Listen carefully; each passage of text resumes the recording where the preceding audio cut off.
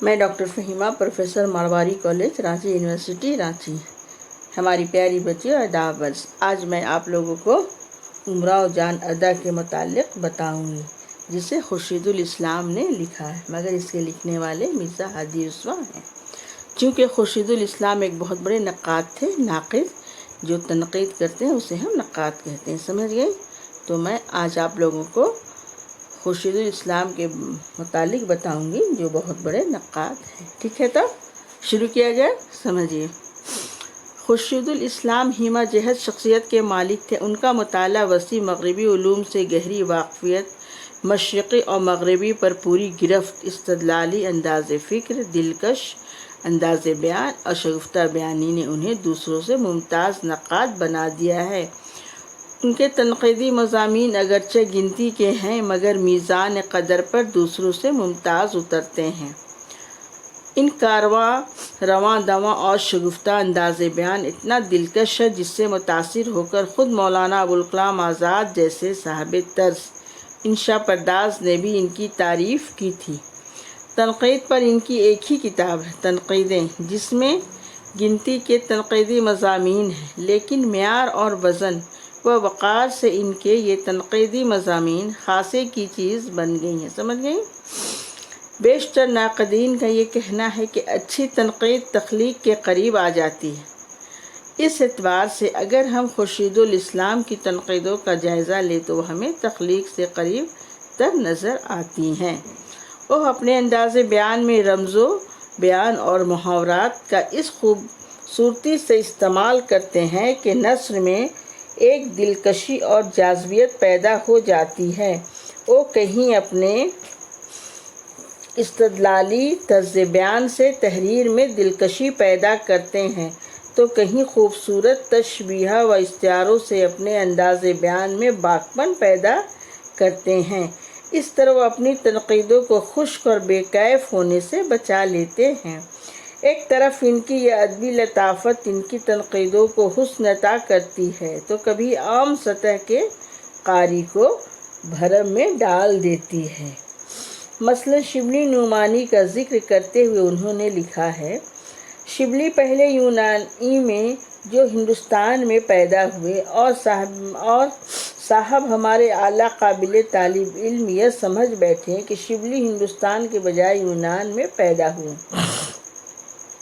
انہوں نے یہ کوٹیشن پیش کیا ہے: خورشید الاسلام تنقید کے کسی دبستان سے وابستہ نہیں رہے ہیں۔ ان کے یہاں نہ تاثراتی انداز ہے، نہ مارکسی نظریات کا پرتو۔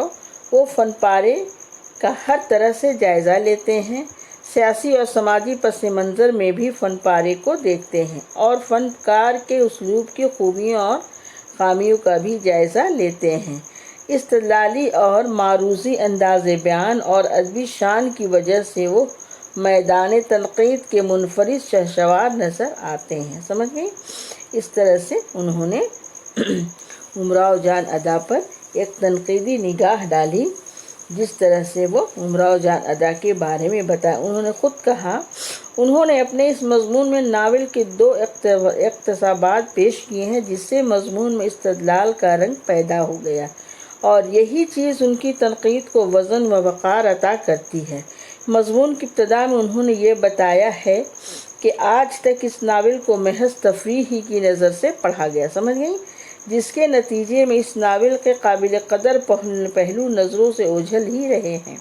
ان کے نزدیک ناول کی قدر و قیمت کا اندازہ کرنے کے لیے ضروری ہے کہ سب سے پہلے اس کے موضوع کا یقین کیا جائے، کیونکہ ان کے مطابق ہر موضوع کے اپنے امکانات ہوتے ہیں۔ اس کے بعد خورشید الاسلام نے ناول نگاری کے ذمہ داریوں کا ذکر کرتے ہوئے بتایا ہے کہ اس کا یہ کام ہوتا ہے کہ وہ موضوع کے امکانات کو بروئے کار لائے، ان تقاضوں کو پورا کرے، اور فطرت کی ان لہروں کو بہتا ہوا دکھائے جو واقعات اور کرداروں کی ساخت برداشت کرتی ہے، سمجھ گئی؟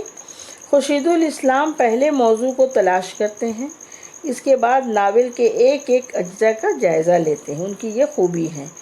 کردار نگاری پر بات چیت کرتے ہیں، مکالموں کی خوبیوں اور خامیوں کا ذکر کرتے ہیں، ناول نگار کے نظریات حیات پر لب کشائی کرتے ہیں، ناول سے 2 اقتباسات دے کر اور اس پر تفصیلی بات چیت کر کے ہمیں پوری طرح امراؤ جان سے واقف کرا دیتے ہیں۔ ان کا بچپن کردار کی خوبیاں اور خامیاں، ان کا درد و کرب ہم ایک بات سے واقف ہو جاتے ہیں۔ ایک طرف انہوں نے اقتباسات کے سہارے استدلالی رنگ پیدا کیا ہے تو دوسری طرف روزمرہ اور محاورات کو سلیقے سے استعمال کر کے اپنے انداز میں بیان کی ہے۔ ان کی شگفتگی میں اضافہ بھی کیا ہے۔ ان کے قلم سے نکلے ہوئے چھوٹے چھوٹے جملے فکر دیتے نظر آتے ہیں۔ مثلاً جہاں دوزخ مہکتے ہیں اور فردوس خاموش ہیں، امراؤ جان زندگی کی گردان کیے جا رہی ہے مگر سب کے لیے بیگانہ ہے۔ یہ جملے ایک طرف دعوت فکر دیتے ہیں تو دوسری طرف مصنف کے اسلوب بیان میں اضافے کا سبب بھی بنتے ہیں۔ اس طرح ہم کہہ سکتے ہیں کہ امراؤ جان ادا ناول کو سمجھنے اور پرکھنے کے لیے خورشید الاسلام کے اس مضمون کا مطالعہ کرنا ضروری ہے۔ سمجھ گئے؟